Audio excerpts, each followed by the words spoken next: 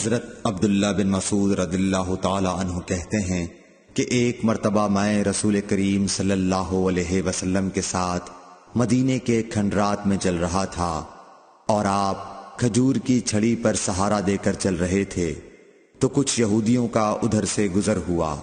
ان میں سے ایک نے دوسرے سے کہا کہ آپ سے روح کے بارے میں کچھ پوچھو۔ ان میں سے کسی نے کہا مت پوچھو، ایسا نہ ہو کہ وہ کوئی ایسی بات کہہ دیں جو تمہیں ناگوار ہو۔ مگر ان میں سے بعض نے کہا کہ ہم ضرور پوچھیں گے۔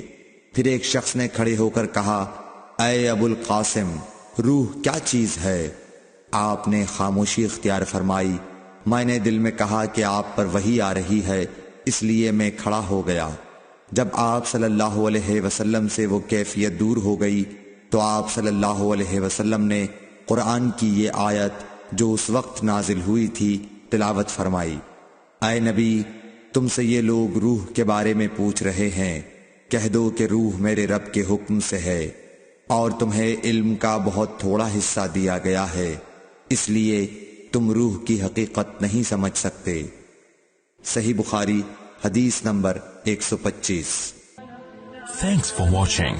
Don't forget to like, comment, share and subscribe to